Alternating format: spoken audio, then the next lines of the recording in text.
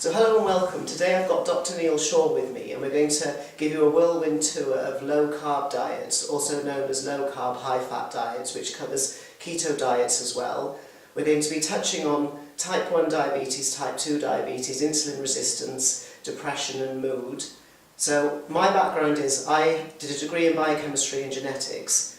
My PhD was in protein folding, which is a very loose term for describing a biological mechanism, and it relates to Alzheimer's disease. And then I did a postdoc in statins and heart cells. So I'll hand you over to Neil now. So Neil, could you tell us a bit about your background? Thank you, Sarah. Yes, I'm a medical practitioner, registered with the General Medical Council, and I qualified from Leeds Medical School in 1985. For much of my time I was in general practice, but also in occupational medicine, which is a specialist branch of medicine, dealing with the interrelationship between health, well-being and work. Although now retired, I still maintain a very active interest in health and well-being related matters. Before I hand you over to Neil, I want to cover a few points just so that you can understand a little bit about the science behind low-carb diets, and also why people choose to do them.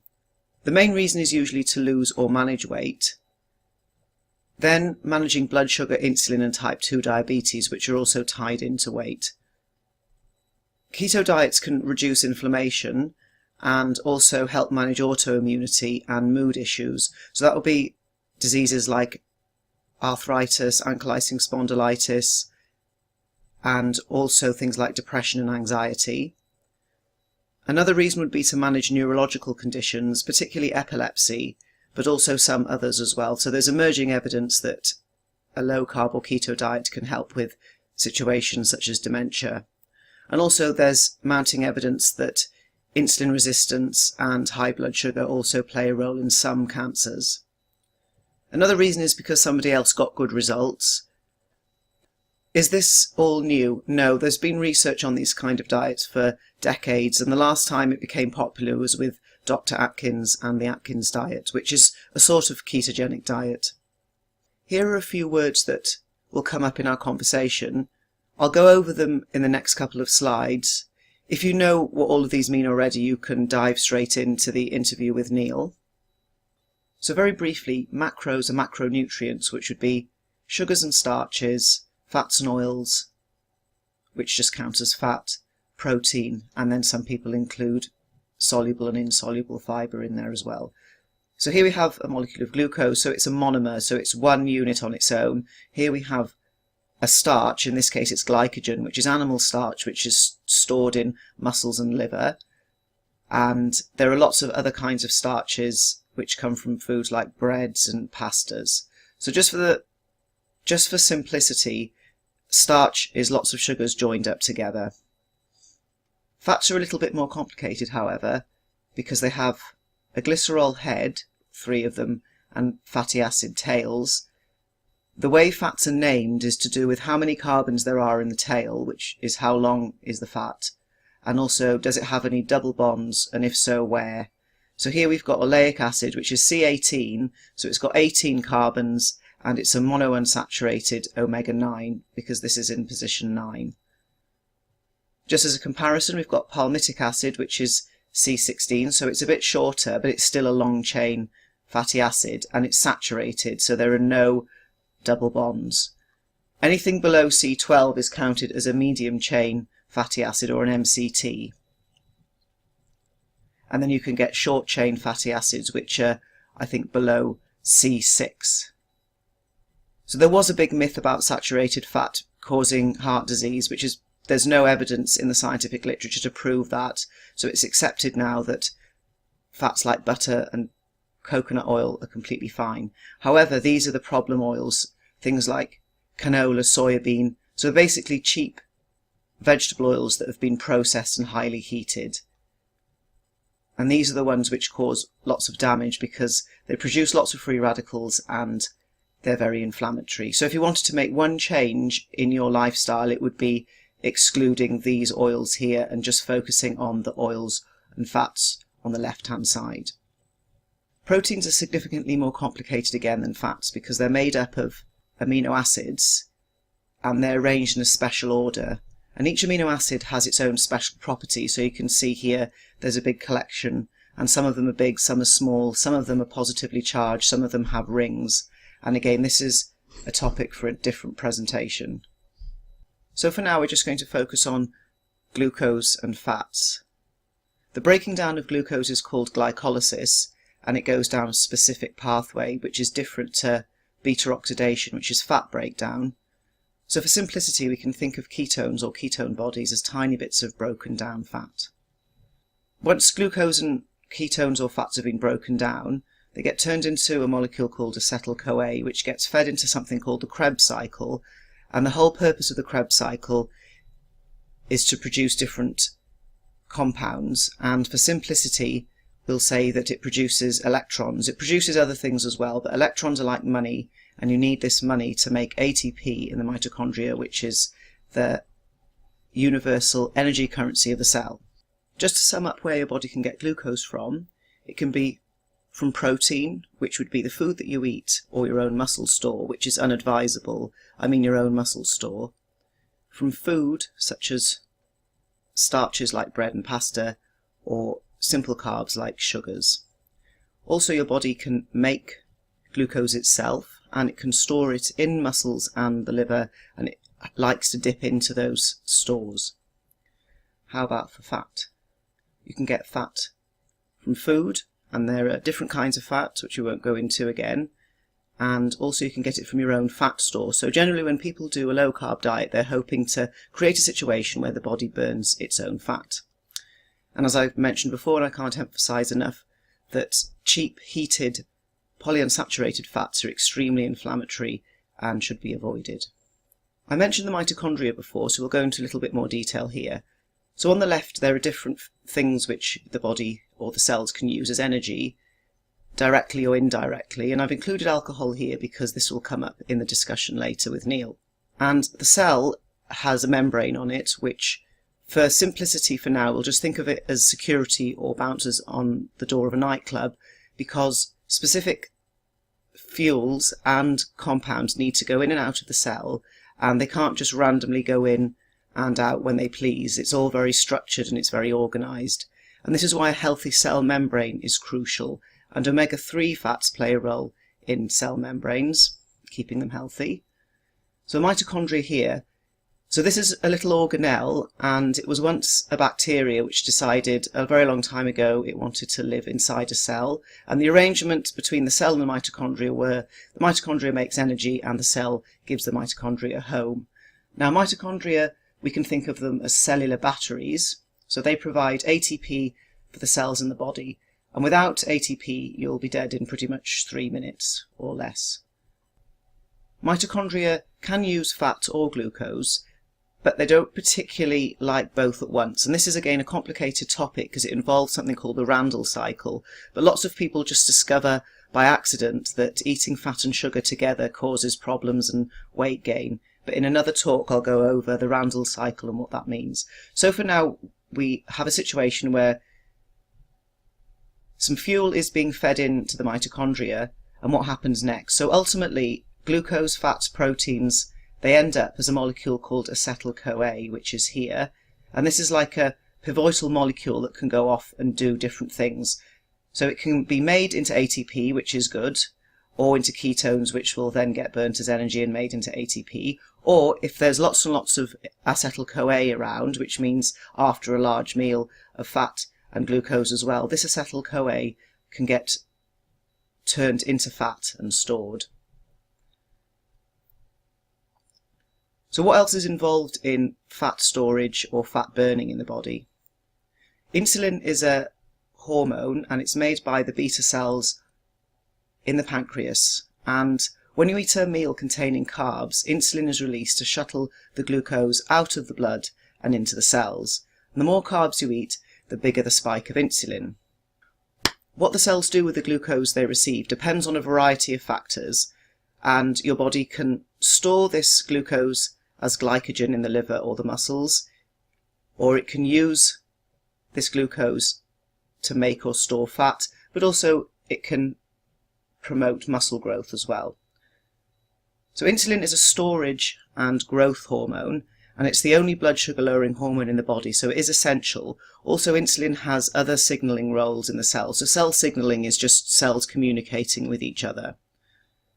This is important when it comes to managing blood sugar and weight, because when insulin levels are high and glucagon is low, your body is in a storage mode rather than fat burning mode. So if you're continuously snacking on carbohydrate-based foods all day, there's always going to be insulin around in the blood. So your body's in storage mode all day, and it will usually result in you not getting the results that you want with a weight loss plan. So do we have to eat to raise blood sugar? Because there's a constant push-pull, up-down, build-break cycle going on in biochemistry, which hormones and enzymes and other molecules do, what goes up must come down. So insulin has a partner, well, many partners. There are lots of different hormones and molecules in the body that can raise blood sugar. So we'll talk about glucagon for now. So glucagon does the opposite to insulin. It mobilizes energy from the liver and fat stores, and it raises blood sugar because glucagon encourages gluconeogenesis, which means making glucose in the liver out of different sources. So to sum up, glucagon is a breaking down and blood sugar raising hormone, but because there are no glucagon receptors on muscles, muscles aren't broken down when glucagon is high, and this is important when we talk about fasting and keto diets. So now let's put this together into how it relates into ketosis and ketone bodies. Beta-oxidation of fat starts in the mitochondria, and acetyl-CoA gets produced. The liver can convert this acetyl-CoA into ketone bodies. This one here is called BHB, beta-hydroxybutyrate, and insulin inhibits the production of ketone bodies. And ketone bodies are always present in the blood, but in very low amounts, but they increase a lot during fasting, prolonged exercise, or on a low-carb diet. And under these situations, because insulin is going to be low, glucagon is going to be high. So glucagon being high runs in parallel with ketosis. These ketones, which get produced in the liver, can travel in the bloodstream to feed different organs and tissues, such as the brain, the heart and muscles. The one cell which can't use ketones as a fuel are red blood cells. So the body does need glucose, but as I've said before, it's perfectly capable of making its own when it needs it. And there are different ways to measure ketones. So acetone here is another one of the body's natural ketones, and you can measure that in your breath, which is why some people, when they're very much in ketosis, smell of hair drops. And when you get a high level of ketones, so high that it's in excess, you start to urinate them out, and you can measure these on keto sticks. This is not the most accurate method. Measuring ketones in the blood is better, but some people like to do this, but it can give you, it can mislead you and give you some unusual answers, which I won't go into right now. During the presentation, we're going to talk about a few different illnesses, and yes, there are genetic predispositions to having certain illnesses, but as you can see here, other factors play a role. So just to go back to basics, genes here are made of DNA, and they store instructions for making proteins, and the protein gets produced here, and it's like beads on a string. So at the moment it's not useful, and it can get stuck like this as well.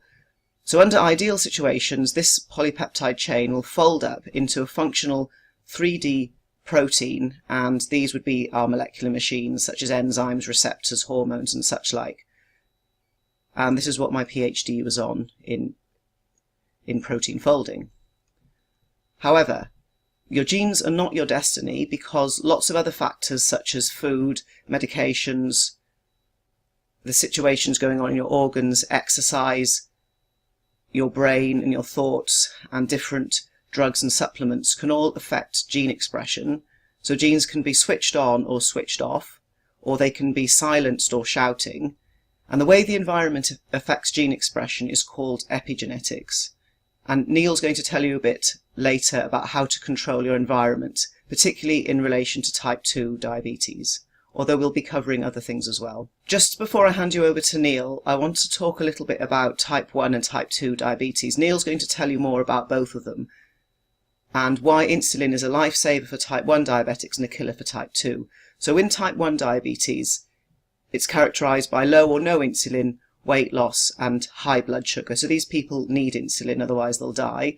Type 2 diabetes is totally different. So it's characterized by high insulin, insulin resistance, weight gain and high blood sugar. So insulin resistance is when the body ignores the insulin and the pancreas just makes more and more and more and more and more and more.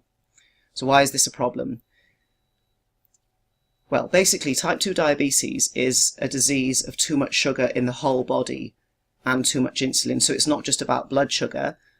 So with a type 2 diabetic at the end stage, when they're given insulin, this is sort of really is the danger point. Giving type 2 diabetics insulin means the glucose which is in the body and the blood, rather than being excreted, it just gets pushed into organs and cells, and this can be very dangerous and problematic. And this is why type 2 diabetes results in diseases of everything, like different organ diseases, diseases of the bones, infections, gangrene, because all this sugar stuffed into organs or parts of the body, well, the bacteria love stuff like that. To hammer the point home, it can literally make your organs just rot away. And I feel that lots of people don't take type 2 diabetes seriously, and they don't understand that there's so many things that they can do to prevent themselves ending up in this situation where they need to be given insulin, which is just going to accelerate other problems in the body, and it doesn't actually cure the type 2 diabetes. So now I'm going to hand you back to Neil, who's going to elaborate on this and tell you a little bit more about his experience with type 2 diabetes and what he did to overcome it. Thank you, Sarah. Yes, type 2 diabetes arises when the body becomes unable to obey, if you like, the rules of insulin. So insulin is produced, and it's produced in plentiful quantities, but the receptors within the body that normally respond to the effects of insulin become resistant to the effects, and so consequently blood sugar starts to rise. Now this is in contrast to type 1 diabetes, where the pancreatic gland doesn't produce sufficient quantities of insulin, and that can be for a number of reasons. I won't go into all of those reasons today. That could be the subject of a discussion later on perhaps. We're going to focus on type 2 diabetes, and in type 2 diabetes there are probably a number of reasons why it arises in the first place. Some of them may be due to our lifestyle, but some may be due to a genetic predisposition. In my own case, I was rather surprised when 18 months ago I found that my blood sugar levels were raised and I was pre-diabetic. This subsequently resulted in my blood sugar levels going up further, and I was diagnosed as having actual diabetes. So in my own case, I was not particularly overweight. There's no diabetes in my family of note, and so consequently I could only assume that it was something I was doing or not doing in my lifestyle. And in my lifestyle, I realise now that when I analysed what I was taking an awful lot of carbohydrate, thinking that this was a healthy diet for me. So for example, breakfast would be a muesli type of cereal, and combined with some low-fat yogurt, which I thought were both very healthy components of a healthy breakfast, and I was also taking it with a well-known orange juice. And I realised when I analysed these things that the amount of soluble, so readily absorbed sugars within these products was high, but also the total load of carbohydrates was also very high.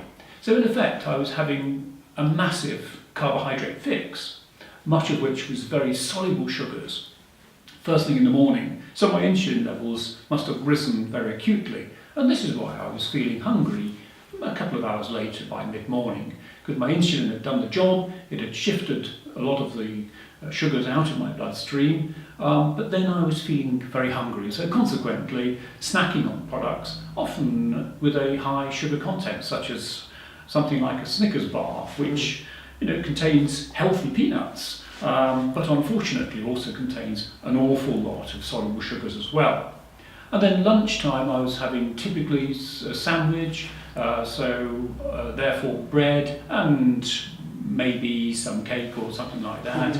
And again, I now realise that my lunch was also quite high in carbohydrates, some of which were very soluble carbohydrates, and again I was getting the insulin rush. And then feeling hungry mid-afternoon, because that's what insulin does to you, and a high carbohydrate diet tends to do to you. You feel hungry quite quickly, and therefore snacking again, and then having a dinner later on in the evening, which again would almost invariably consist of some form of admittedly complex carbohydrates, such as breads or rice or pasta or potatoes. These are slower forms of carbohydrates, slow release carbohydrates, but nevertheless all the carbohydrate that we do take in is eventually converted into the sugar, which the body has to deal with, and usually that will deal with that by insulin. So it is perhaps not surprising that my insulin receptors probably started to get a little bit burnt out and refractory to the effects of insulin, which was constantly hammering them to try and get my blood sugars down, and I think they just simply gave up. It wasn't that I was inactive, far from it, I was quite active, so that wasn't the problem. And as I've already said, I wasn't overweight, and genetically that's not in my family history. So something was probably wrong with my diet and my lifestyle. Well, that's raised some really interesting points. That first of all, doctors are human and can make mistakes by accident as well. And obviously you're highly educated, extremely knowledgeable and very experienced with patient lifestyle.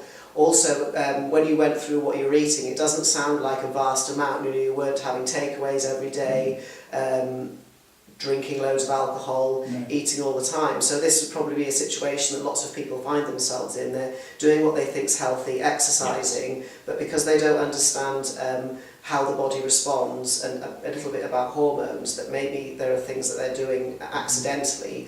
And also, I think coming back to our insulin conversation, because the body's very clever and efficient, it often over-responds. So you get a big insulin spike, like you were saying, when you eat a lot of carbs, we get a spike, and the blood sugar drops a little bit too low too quickly. So that's, for some people, why they're hungry again in 3 hours, because the body's just so good at responding. Yes. And something else I wanted to touch on, because I'm aware that some people can stress themselves into type 2 diabetes as well. Yes, not always an easy thing to avoid, Yeah. but if possible, to manage stress to the best of one's ability can certainly help, because when stressed, one releases the stress hormones, and this can increase your blood sugar. There are also some medications that can lead to your body not dealing with sugar as well as it should do. Okay. But again, that's probably the subject of a discussion later on. For now, I think really we should focus upon the lifestyle factors. Okay. And certainly in my own case, I researched into this in a lot more detail, and there were things that I started to do, small changes at first, which were relatively easy to do. And then I looked into it more, and I started to really reduce the amount of carbohydrate I was taking in all forms, including the slow-release carbohydrates, in my diet. And this improved significantly my blood sugar control. And whereas I was on medication at one time, metformin, I've been able to stop that medication in communication with my doctor. We both decided we would give it a trial now that my blood sugars were under control. And I'm very pleased to say that my glycosylated hemoglobin, which is the indicator of long-term blood sugar control in your blood, has gone back down to a pre-diabetic normal level, even without use of any medication. And I've achieved that, I believe, simply by my dietary lifestyle changes, and this also enabled me to lose some weight quite naturally. I didn't consciously try and lose weight, but the lifestyle that I adopted helped me to naturally lose that weight. And I've maintained reasonable levels of activity, but I don't jog, I don't do any endurance feats, and I rarely go to the gym. It's just really walking the dogs. So I would say to anybody that this is something that they can achieve fairly easily, and I think it is something which is sustainable. It's not too restrictive, and certainly does seem to have some very good health benefits, particularly if you're a type 2 diabetic or you have pre-diabetes. Yeah, that's raised a load of interesting points, because you touched upon medications which can cause problems with metabolism, and I know there's a few antidepressants and antipsychotics which can do that, but interestingly low carb or keto diets are very beneficial for mental health and neurological problems, which we'll come back to later. Also, you mentioned the glycosylated hemoglobin blood test.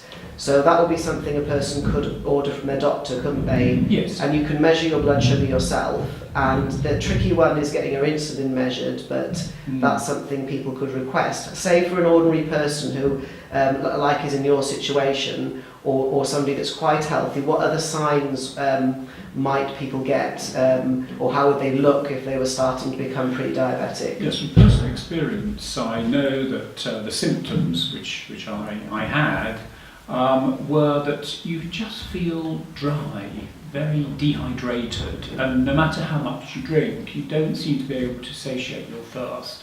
And also, you tend to be peeing more as well, and particularly at night time. So whereas you would sleep through the night, you're now having to get up perhaps once or twice, sometimes more, during the night to avoid urine.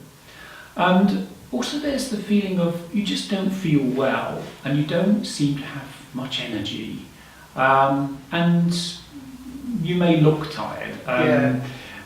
People find that subtle things can happen, and it's probably to do with the hydration of their tissues. One of the things you may notice is that your eyesight may change. It's not as good. And I've found that since getting my diabetes under control and well managed, my eyesight has actually improved, my prescription improved. So there are a number of ways in which you may think, I may be getting some symptoms of diabetes here. And then if you have your health checkup, as you should have every 5 years with your doctor, I think mine was my 55-year health checkup, at which time, although my blood pressure was okay, there was a little bit of glucose in my urine, and then a blood test subsequently showed that my fasting blood glucose was raised, and then my GP did my glycosylated hemoglobin, which showed that it was in the pre-diabetic range. We monitored that, and it subsequently went up into the diabetic range. And it's at that stage where I really started to look into how I could perhaps influence this, rather than just giving in to the inevitable medications, increasing numbers and increasing doses of medications, and then possibly even ending up on having to inject insulin, which is the path many with type 2 diabetes take. But that's a very dangerous path to end up on. Yes, I think so. Yes, and also, say for somebody who's a bit younger or female, what kind of things could they notice that they could be on the way to being having metabolic syndrome or pre-diabetes, maybe body shape or anything to do with fertility? Would you say for somebody much younger, because people of your age, you get dragged into the doctors and checked, whereas people my age and younger, you actually have to go, and there are probably people who are younger who could be in a situation, maybe just to wrap this up, people who don't have access to blood tests or aren't particularly keen on going to the doctors, what kind of things would say younger people notice? Well, younger women may notice that there's a change in their periods, they may notice a change in their skin, which may become perhaps more greasy, and this can be associated with polycystic ovary syndrome. They may find that their hair growth, their facial hair and so on, increases as well, and their skin just becomes out of condition, their hair is out of condition, and one of the differential diagnoses is thyroid disease, and the GP may check that. But also, if they check the glycosylated hemoglobin, or certainly the urine for sugar and the blood for sugar levels as well, we may find that actually that person is pre-diabetic or rapidly progressing towards full-blown type 2 diabetes, which is becoming commoner and commoner in young people. Because also hormones are interesting, because they can tell the body where to store fat, and you can get fat depositions in all different places in the body. Yes. So say you had, say with people's body shape, what would be kind of one of the first telltale signs there might be a bit of an insulin problem going on? Well, in men, they tend to put the fat into visceral fat, which is around internally in the stomach area. Yeah. And so they may find that their waist measurement is increasing, and they're ending up a typical apple type shape. Yeah, okay. Women tend to deposit fat more in the buttock and breast areas, and on the thighs as well. And although they do deposit in the central abdominal visceral fat, often they will deposit it in these other areas as well. So their shape changes. Okay. And that may be the first indicator that something is not quite right. Oh, great. So there's lots of different things that people who are listening can maybe consider. Yes, certainly. That it's relatively easy to go to your GP and just say, look, I'm a bit concerned about this. Do you think it may be that something is wrong, and can I check it out early? And it's a very simple thing to do. Okay, great. So as we're talking about low carb and keto diets, for somebody that is brand new to all of this and really loves their carbs and thinks they couldn't live without them, would you be able to explain to us what a low carb diet is? Yes, it's really just as it sounds. Low carbohydrate is all forms of carbohydrate, although in my case I initially cut out the obvious forms of very soluble sugars in my diet, and that was the sweets, the snacks, those things that I knew contained added sugars. The other things that are not so obvious are often manufacturers of processed foods will add sugars to savoury foods even, and this is in a form which is often invisible unless you read the label on the back of the packet and find out exactly how much carbohydrate the product contains in total, of which the sugar content, which means the soluble sugar content, will be then perhaps quite high. And this is what I started doing. And initially I would look at the label on the back of the pack and say, well, at this stage I'm not bothered about the total carbohydrates too much, but underneath the carbohydrates it says of which sugars, and that's the soluble sugars. And so first of all I cut out foods, buying and eating foods that had more than 10 grams of those sugars per 100 grams of product, because I knew those were the really sugary things, and I wanted to do this in a way which didn't cause a sudden problem for me, and where I was craving sugary things and so on. So I did it gradually by, first of all, cutting out those things that contain lots of soluble sugars, but then subsequently cutting out those foods that contain even the complex carbohydrates, where the total carbohydrate load of the food is quite high. So this really involved cutting out breads, pasta, rice and potatoes, but also the starchy root vegetables as well. I still do eat the starchy root vegetables, but I'll eat far more of the leafy green vegetables. And also I'm quite selective in the fruits that I have. So I don't eat a lot of tropical fruits that have been ripened for long periods by the sun and contain a lot of sugars. Instead I'll eat berried fruits, for example, from this country. But my fruit intake isn't high, but I don't regard that as being a hardship or particularly restrictive. I have available to me a vast array of wonderful tasting foods, and in fact they say that the higher fat foods have a lot more flavour to them. And I've certainly found that I haven't had to give up flavour in my foods. I really enjoy the foods that I eat. And I also have moderated to some extent my protein intake, making sure it's moderate and not excessive. Because one of the things that people sometimes do is they just go for eating lots of fat, and associated with that is lots of protein. So loads of meat and so on, but it's probably not a good idea to eat too much protein. And the formula that I use, which took a little bit of getting used to, was that the number of grams of protein I have per day is no more than the number of kilograms of my body weight. So if I'm 75 kilograms body weight, then I won't eat more than 75 grams of protein per day. And although initially that took a little bit of weighing and understanding what foods contain proteins and so on, I now can fairly instinctively understand which foods contain high amounts of protein, and I may have some on some days and lower amounts on another day, but generally keep it within that guideline.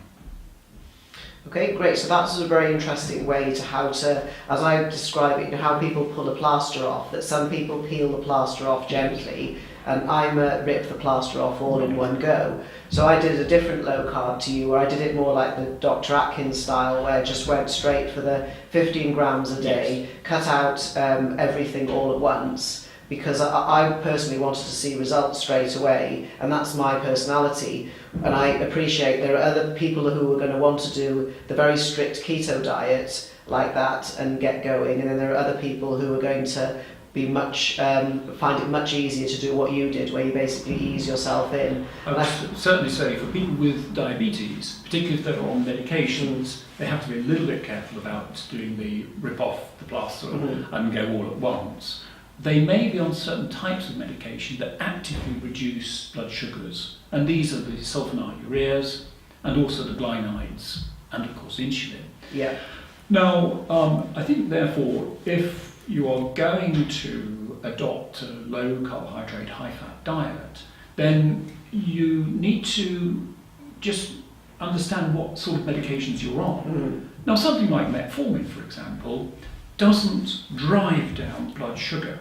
So if you stopped taking carbohydrates and you were still taking metformin, as I was, then you're not going to go hypoglycemic at the wheel of your car. You're not going to have to phone up your insurance company or stop driving or anything like that. Other medications, though, it may cause you to have a lowering of your blood sugar that could be dangerous, and this would be the sulfonylureas. So that would be glibenclamide, etc., and so forth. Anything ending in ide, and also the glycides as well. I would always advise ensuring that you keep your doctor in the loop. Go and see your doctor, talk to your doctor, say, look, I'm diabetic, I'm diabetic, I'm on these medications, but this is something I'd like to try, and I want to do it perhaps gradually at first by cutting out those soluble sugars first, see how I feel, see what happens to my blood sugars, and then we can progress to the other forms of carbohydrate, see how I feel, see what happens to my blood sugars, maybe then that might drive an alteration in medication, a reduction of dose, or coming off it altogether, as I did in consultation with my GP, when I found that my gradual intervention really had reduced my blood sugars and brought me out of diabetes into pre-diabetes.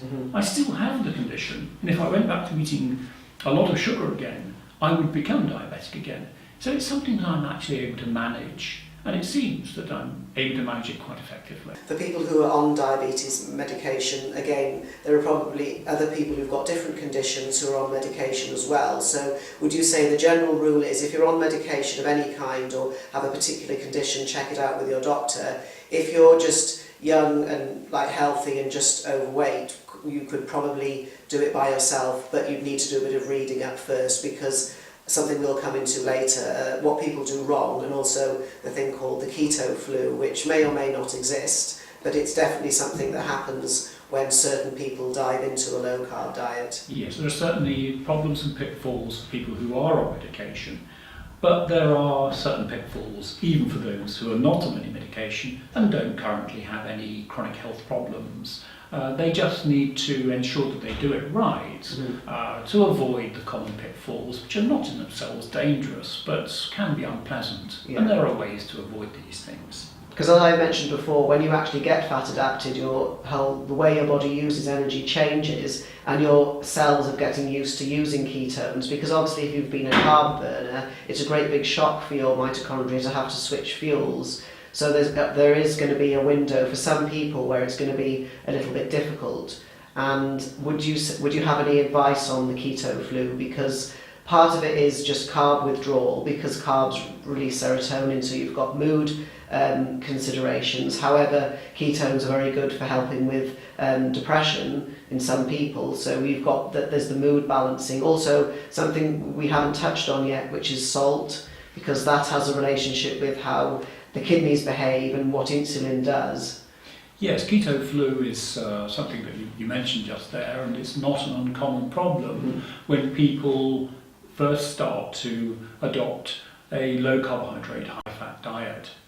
Because as I mentioned before, when you actually get fat adapted, the way your body uses energy changes, and your cells are getting used to using ketones. Because obviously, if you've been a carb burner, it's a great big shock for your mitochondria to have to switch fuels. So there is going to be a window for some people where it's going to be a little bit difficult. And would you have any advice on the keto flu? Because part of it is just carb withdrawal, because carbs release serotonin, so you've got mood considerations. However, ketones are very good for helping with depression in some people. So we've got there's the mood balancing. Also, something we haven't touched on yet, which is salt, because that has a relationship with how the kidneys behave and what insulin does.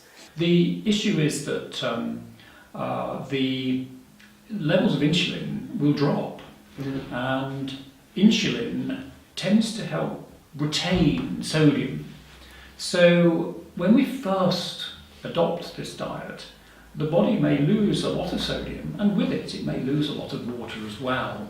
So one of the things that can help to avoid the keto flu, which the name suggests has many symptoms that are comparable to flu. Certainly headaches is one of the main symptoms, and I remember having terrible headaches myself when I first tried to do this some time ago in the context of intermittent fasting rather than a low carbohydrate diet. You may also have aches and pains and just feel generally unwell, not necessarily a temperature, because flu obviously is characterised by a fever and a temperature, and that's unusual with keto flu. But one of the ways in which the symptoms can be improved or prevented even is to ensure that you've got an adequate salt intake, and you may need to take a bit more salt than you're used to, perhaps 1 to 2 extra teaspoonfuls per day. That doesn't seem to cause any problems, but again, if you are on antihypertensive medication, you would need to discuss this with your doctor. And also a good fluid intake as well as an increased salt intake. And this can often help people to get through the first few weeks when keto flu can occur. And so I would recommend to anybody just understanding and knowing about the tips and tricks to help you to manage this conversion to this new lifestyle. Also, that's raised some other points that I just remembered. First of all, sometimes people think they've got real people say, oh, I've got, my blood sugar's dropped, I've got real hyperglycemia, but that doesn't happen really when you fast or do a keto diet, because your liver is very clever and it can make glucose itself by a process called gluconeogenesis. So even though we're talking about becoming fat adapted and using ketones as a fuel, there are still cells in the body that need glucose, and the brain still needs glucose in small amounts. So we're well equipped to not having any food and not having any carbs. So in part, I think sometimes it's not real hyperglycemia, or hypoglycemia I should say, but there are populations of people who are on medication that do things to their blood sugar, so for them, they're the ones that have to be really careful. It probably is real hypoglycemia, and for other people it could be something psychological, would you say? And another thing I've wanted to jump in with is that when there are lots of ketones around, it inhibits a hormone called ghrelin, which is the hunger hormone. So lots of people I know think they're worried about being hungry all the time on a keto diet or a low-carb diet. So in your experience, what were your hunger and craving levels like? Because you said earlier on that when you were eating a lot of carbs, you were snacking and getting hungry after 3 hours. Is there anything you can say about how you felt with your hunger and mood and everything? Yes, when I changed to the low carbohydrate, high fat diet, I found that my hunger levels weren't as bad. It's perhaps something I wasn't expecting really. I was expecting that I would need to eat fat more often, and I would feel hungry because the meal sizes were less, because fat is a much more calorie dense substance than carbohydrates. So for the same number of calories you can get a plate load of carbohydrates, but a smaller amount of fat-based food. So you'd think, well, this isn't going to fill me up, and my portion size for the same number of calories is much less now. But the opposite seems to happen. That when you have some food that's high in fat and ingest that, your hunger stays away for longer, it seems. That was certainly the case with me, and I've heard this is the case with other people as well. It's the sugars that really seem to drive the hunger. So if you're cutting down on those, then you feel satiated for longer. And indeed, there are now many people, I understand, who are trying to get their eating window as short as possible. So typically now I know of people who are eating within an 8-hour window during the day, and often needing or having 2 meals during that time, sometimes 3. But they may have a late breakfast and an early dinner, and then for the rest of the 16 hours in the day, many of which they're asleep, they don't eat anything at all. Okay. And this is a modified form of intermittent fasting, and there's some evidence that it's just as good, just as effective in terms of the positive health benefits as perhaps the 5-2 method, which is quite famous. Because I wanted to say also there are more than one ways to get into a state where your body's dual fuel, as when it's using fat as well as glucose. So that would be under not starvation but fasting. So your body's run out of glucose and glycogen, so it's going to dip into its fat stores. And also heavy exercise can deplete you of glucose and make your body jump into fat burning mode. Yes, not only heavy exercise, but also lower intensity sustained exercise, which may be a better option for some people who really don't like to put on the gym shoes, go to the gym, or indeed go jogging or marathon running. There's this very simple thing that you can do, which we've probably been doing for thousands of years, and that's to walk. Yeah. And longer periods of walking, more often, is probably another good way of getting you into ketosis. Because they do say that walking's man's best medicine. Yes, I think they're right. Yeah.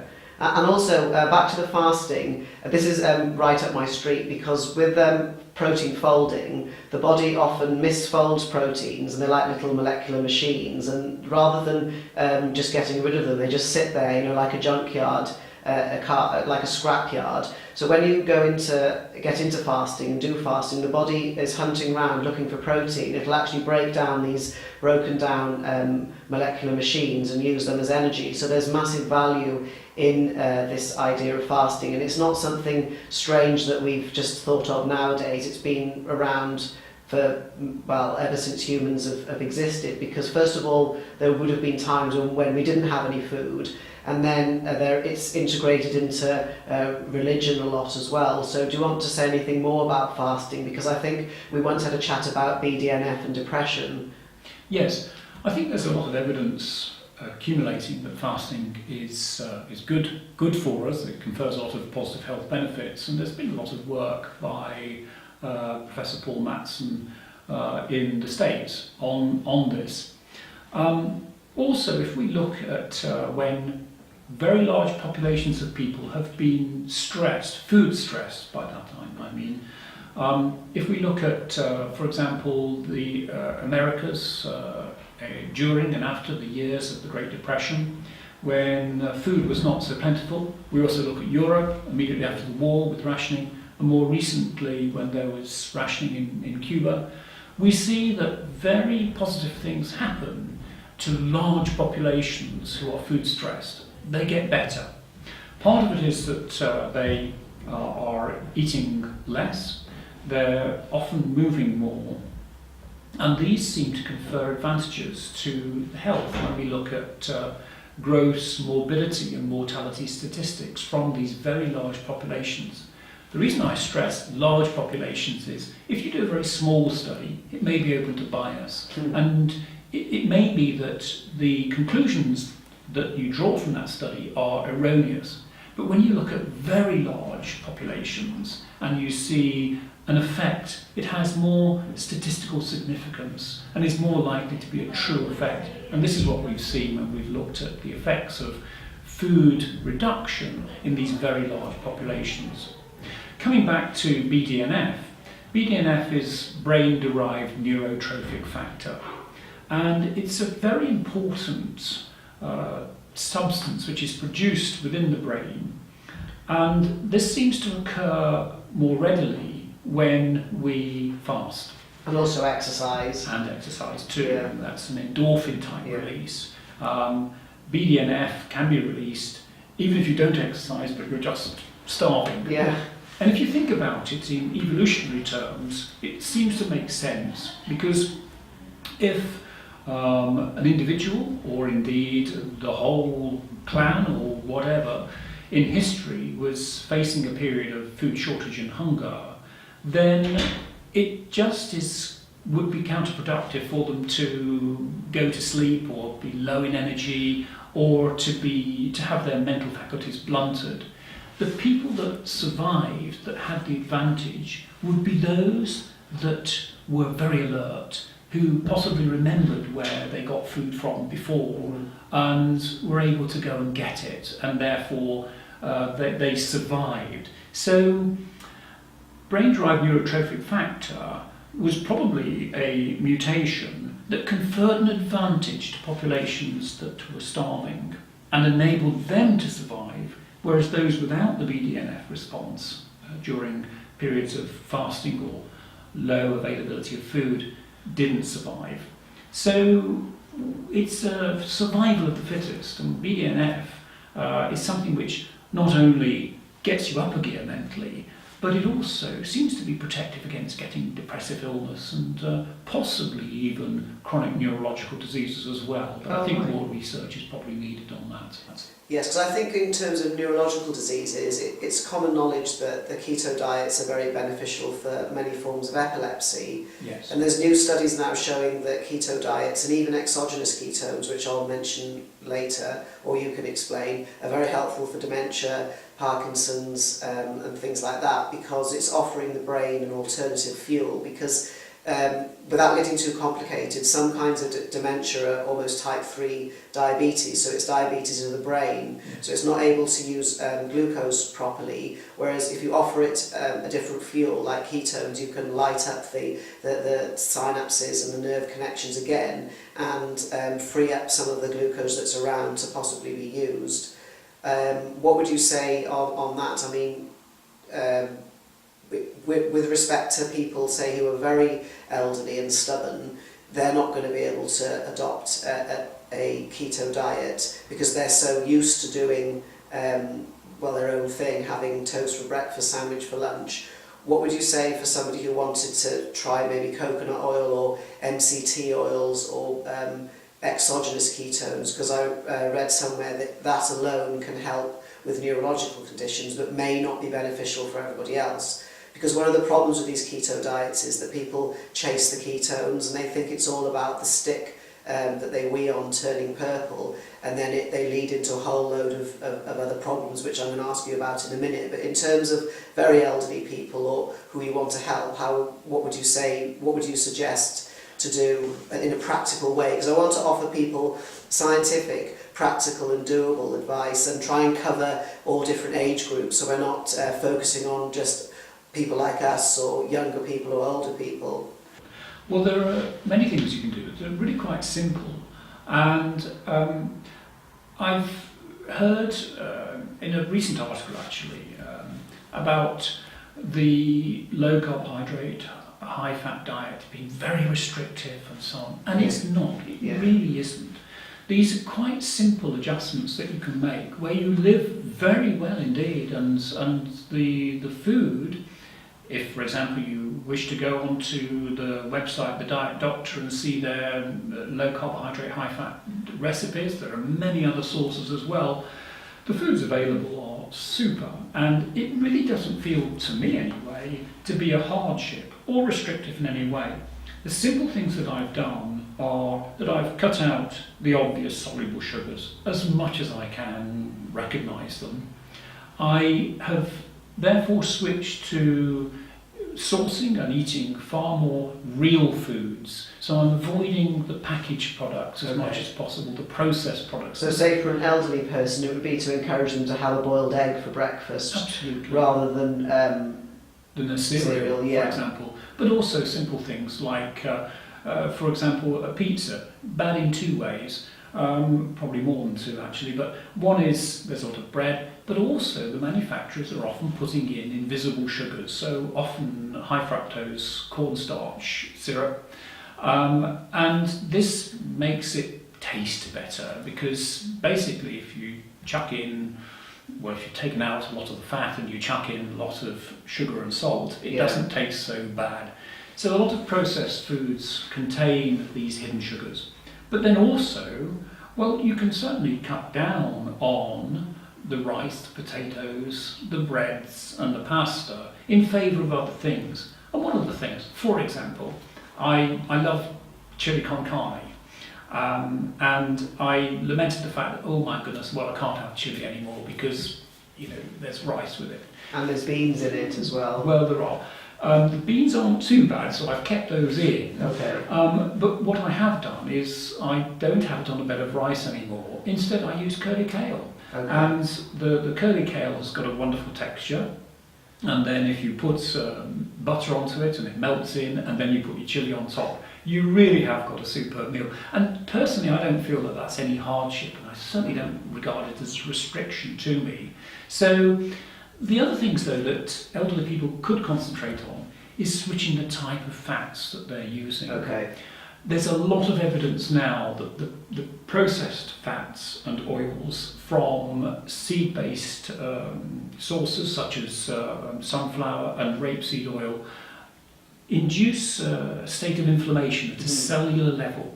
Now, this isn't good for us generally, but certainly probably not good at all. And they're even worse when you heat them, or if they're industrially heated like crisps or McDonald's, because maybe you could get away with an organic sunflower oil you hadn't heated, but to cook with it is an absolute no-no. It's like an inflammation factory. Yes. The more stable oils, such as the extra virgin olive oil, butter, lard even, goose fat, these things are much more stable. And of course the MCAs, such as coconut oil. Yes, a lot of MCAs in coconut oil, and these are quite stable, even when heated. And so the fats then that you're ingesting are much less likely to induce an inflammatory process at a cellular level, either in your brain, the blood vessels of your brain, the blood vessels of your heart, generally throughout your body. So again, it's a simple thing you can do. You can chuck out the rapeseed oil, the sunflower oil, and get in the butter, the lard, the coconut oil, and the olive oil. And substituting these things, again, doesn't seem to be a hardship for me. It's not particularly much more expensive. And there is good evidence that it confers health benefits. So a simple thing that people can do. Because I suppose because people don't really understand inflammation, and it just reminded me of something then, of how I try and explain it. So it either makes things sticky or makes things leaky, and we know quite a lot that how bad leaky gut is, and also the fats are going to go trundling around in our bloodstream and react with other things like cholesterol and damage them, as well as the lining of the blood vessels. So in a way to try and understand inflammation, it could be that because it's systemic, it's not just something like when you get a mosquito bite, it's something that's wreaking havoc inside, which is going to not only, people just think, oh well, I don't care if I get a heart attack, but it affects your mood, it affects your energy levels. Obviously, sex and sex drive can be affected by inflammation because it's piping and blood flow. Well, the big topic, and often the elephant in the room, is alcohol. Oh yeah, and a lot of people are told you must not take alcohol at all. Yeah. I don't agree with that. I think that you can select the types of alcohol you have and drink those in moderation. But I think it's important to have a period, and for me that's no alcohol during the week, but alcohol at weekends. Yeah. But instead of the lagers and beers, which contain sugars, there's about 11 grams of soluble sugar available from a 330 centilitre bottle of lager. Instead take wine, which is much lower in sugar, 1 or 2 grams, or indeed spirits. Yeah.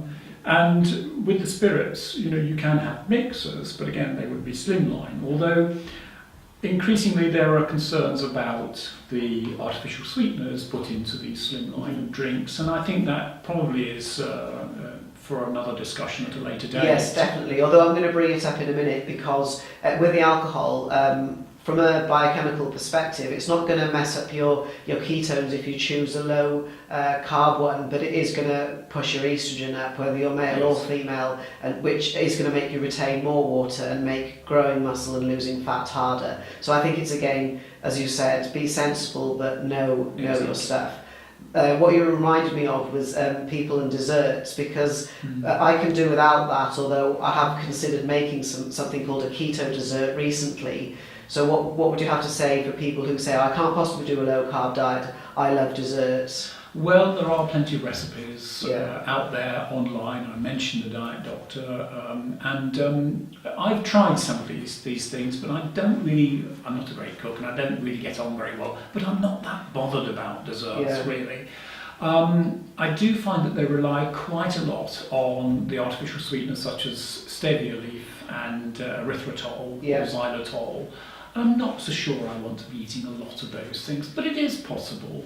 And there are some desserts which don't need any sweeteners at all. They may have most of their components are cream or butter or some dairy products, which seems to be okay. But I just find that my main savoury dish seems to be enough to keep me satiated and happy, and I don't go a big deal on the sweet things. It's once again this idea that trying to cover this topic from different points of view, different ages, different personality types, different food preferences. Because I think what I made for a keto dessert was avocado, the green and black's cocoa powder, and then I used some stevia. Yes. The artificial sweetener topic's a really tricky one, because A, fair enough, they're quite new, so we don't know exactly what they're doing. Yes. B, for some people, just having sweetness in their mouth, because they're psychologically trained to have, when sugar comes in, insulin comes out. The insulin is getting ready to come out as they're eating the artificial sweetener, so they get a blood sugar drop even though there's no real sugar in the blood.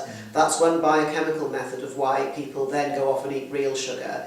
The other one is that we don't know what the artificial sweeteners are doing to our gut bacteria. And back to this calories in versus calories out and thermodynamics. The gut bacteria can make you fat or thin, they can make neurotransmitters, they can process vitamins, and again it's something, maybe some people can eat artificial sweeteners with no trouble, and other people it's going to cause more trouble.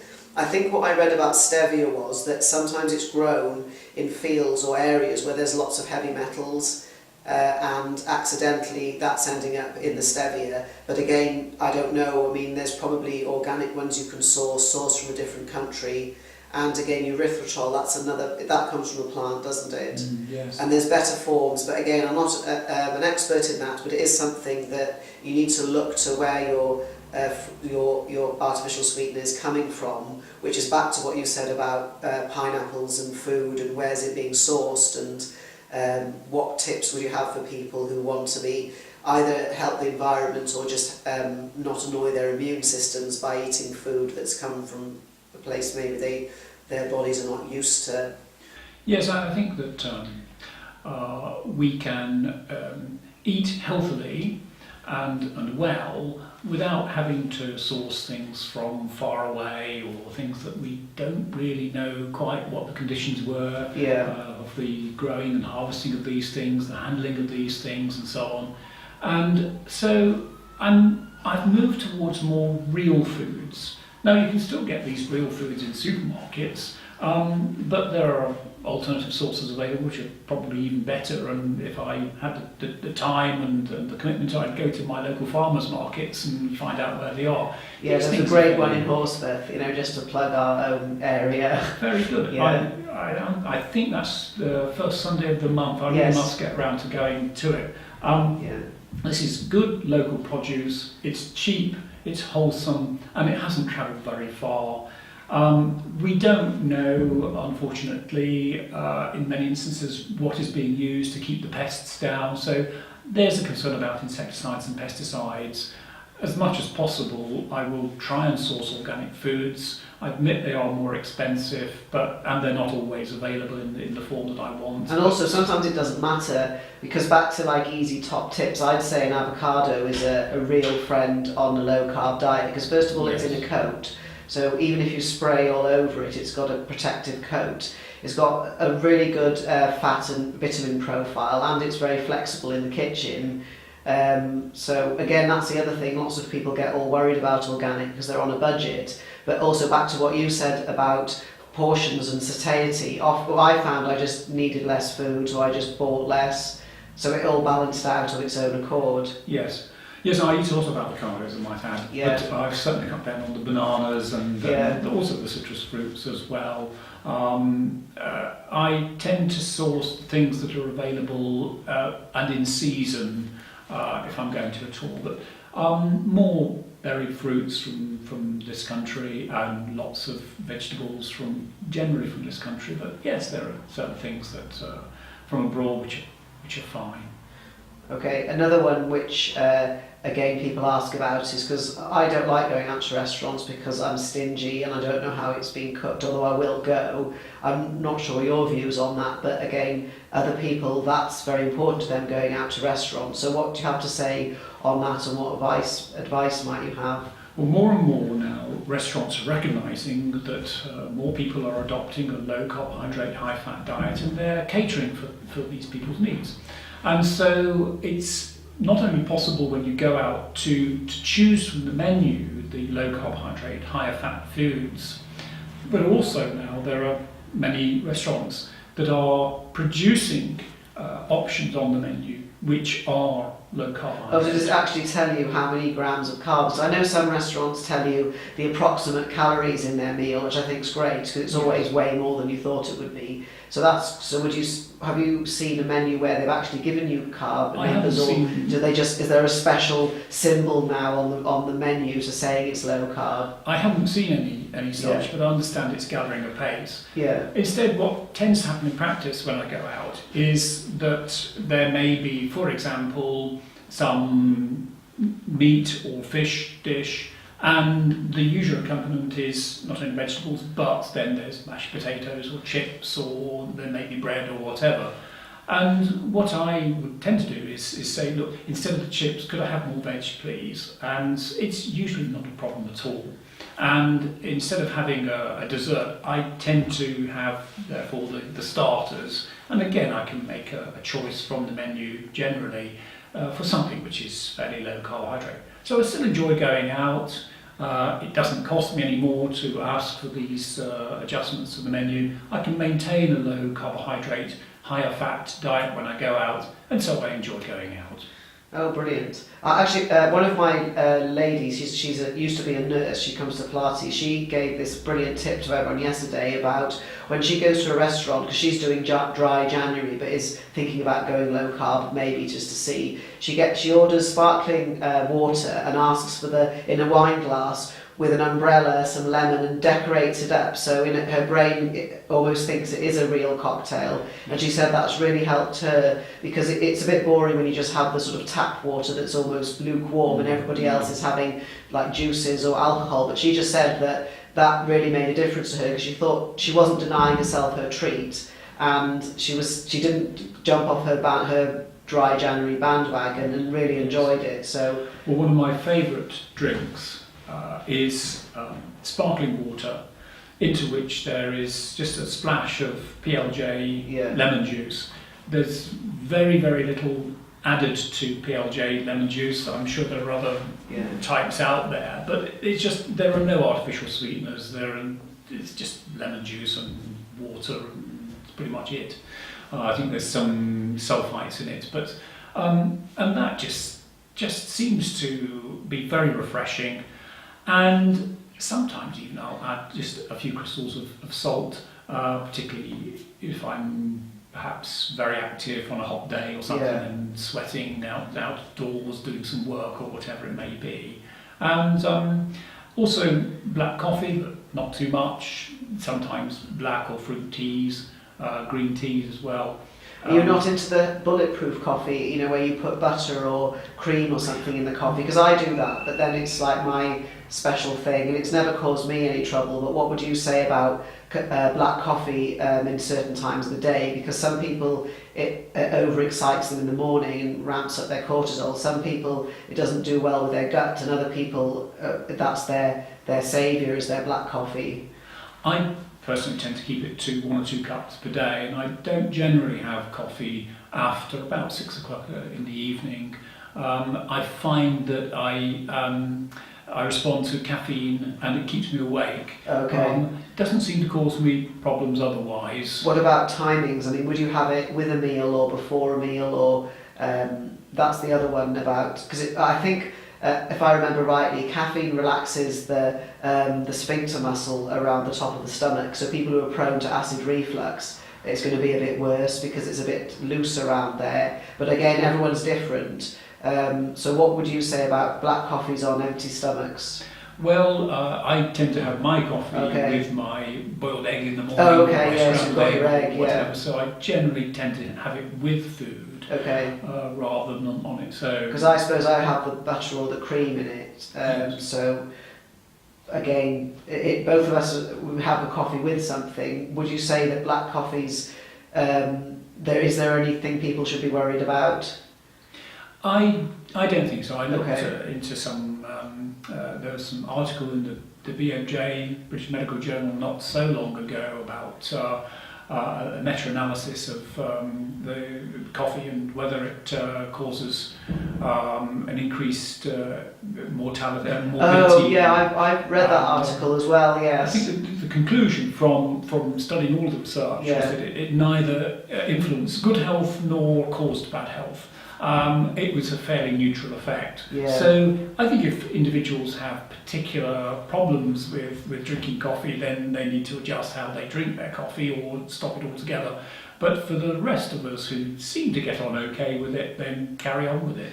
Because that's the thing, I think, that with coffee or with our bodies, we usually stop doing something if it makes us sick or jittery or can't sleep. It's the stuff that happens secretly for decades that creeps up on us, like insulin resistance, just to bring ourselves back onto this one. That's the really scary thing. It's things that don't have any symptoms that is the problem, or the effect of artificial sweeteners, because some people are really dreadful with sugar and they can't have it, or colourings, they just go through the roof, so they think, okay, good, I can't have that, don't bother. But the artificial sweeteners and insulin resistance creeping up, those are things that do worry me, because you don't know what's happening, and it could be that the longer the change takes so long, it's really hard to reverse it, because it's been going on for decades. Yes, I'm fairly reassured about coffee in the light of the research that was done.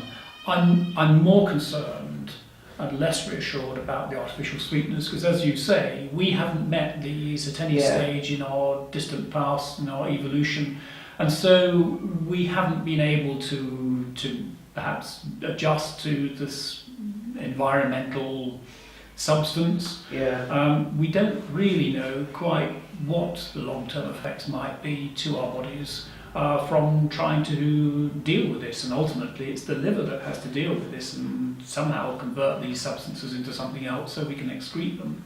And whether that's going to cause any long-term, low-level damage over a long time, we simply don't know. I would certainly advise caution with the artificial sweeteners. I think the coffee one is a bit like the red meat one. You're never ever going to get clear-cut data, because with a coffee, first of all, I think in the BMJ, didn't it say that during the time they did the study, more coffee drinkers were smokers?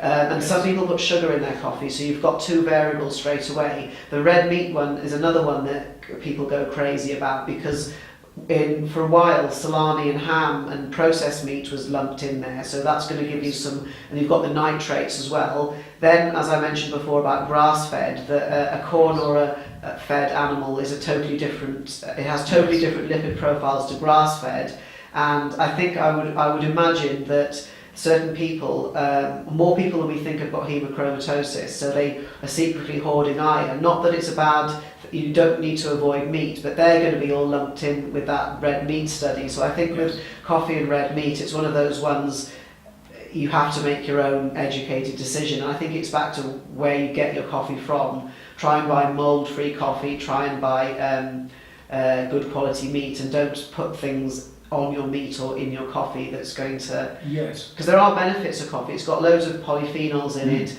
Red meat, personally, it's got a great nutritional profile. It's got all kinds of things like carnitine and creatine and I think potassium. It's quite a complete food. But I completely respect that some people are vegetarian or vegan. They don't want meat. That's fine. It's their choice. Because I think as we've got so many topics that we want to talk about, there's so many angles we could go off, because of course it begs the question, what about vegans and vegetarians and low carb? That could go anywhere. Yes, I think that certainly is going to be a discussion for later on in its own right. Yes. It can be challenging for vegetarians and vegans to adopt a low carbohydrate, high fat diet, but not impossible. But they generally have already adopted, lots of people I know who are vegan went vegan 30 years ago, so they're very good in the kitchen. They've got lots of sources of foods and things that we never would have thought about.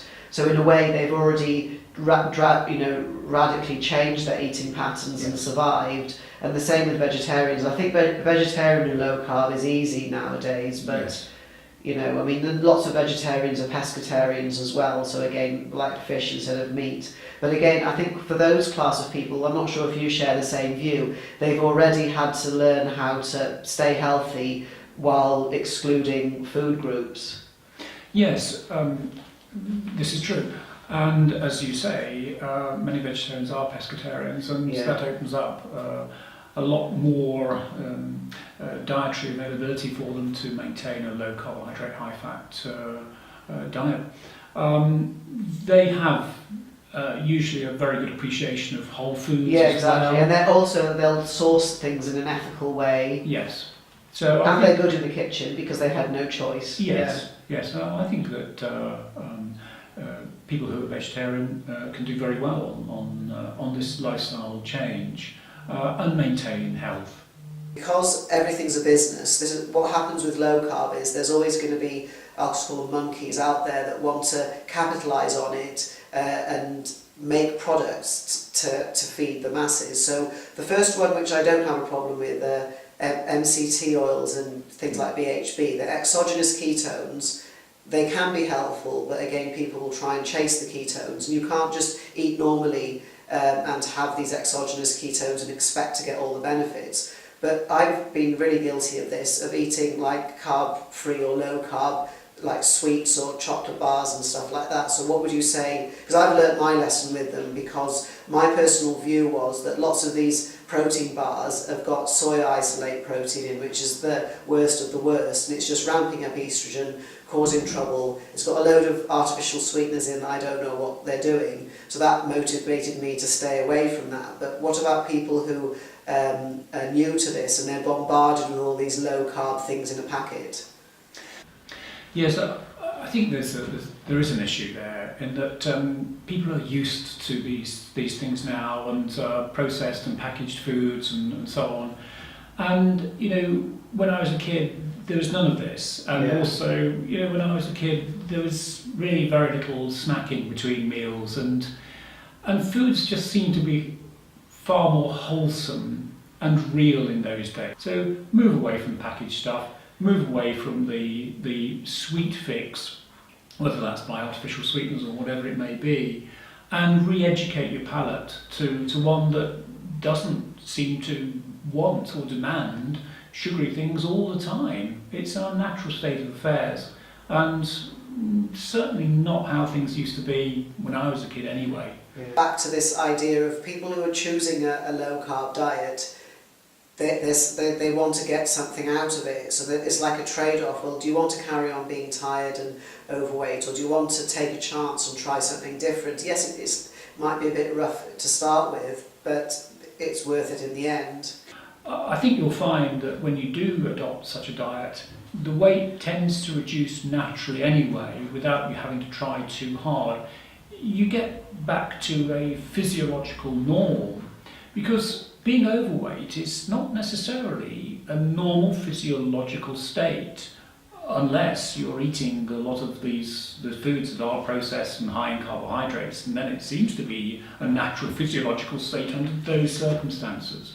But with eating real foods and low carbohydrate, then the natural physiological state seems to be getting back to being comparatively normal weight, slim, body mass index between 20 and 25. And this is what happened with me, that my body mass index was nearly 28. I adopted this diet and it gradually drifted down quite naturally without me really trying, down to 23, 23.5, which is a body mass index I haven't been since in my 20s. Oh, that's brilliant. Because I think also, because obesity is multifaceted, but I think the studies are now showing that insulin resistance is like the common denominator, because it is a bit more than energy in versus energy out. Of course, there are psychological situations, medications, hormones, but I think if people can get their handle on the insulin resistance, that's going to really help, because as I mentioned right at the beginning, there's an unusual physiological change that happens, and it goes both ways. When you become insulin resistant, your metabolism can actually be slower. Like, isn't it when a type 2 diabetic gets put onto insulin, the average weight gain, regardless of changing calories, is about 20 pounds. So there's something happening going that way when you've got more insulin, even though they're eating less or the same. And then when you start to become fat adapted or start to use ketones as fuel, the adipose tissue behaves differently. It does something called uncoupling. I explained it a bit in a more simple way in the introduction, but when it uncouples, rather than the cell just taking the energy it needs and using it, it's more happy to waste the energy to produce heat. And then, as I said before, when you are losing body fat, however, you're making ketones, and you're weeing some of them out or breathing some of them out. So again, your body's accepting, it's rather than clinging on to the weight, it's going, oh, I'll just get rid of it then. So that there is something very interesting biochemically going on. And that's why I was asking you about the ripping off the plaster idea, because I've found that if some people, if they don't see results, they get they get put off. And other people, if you make it too hard for them, they can't do it because you've asked for too many changes. So I think it's the type A and type B personalities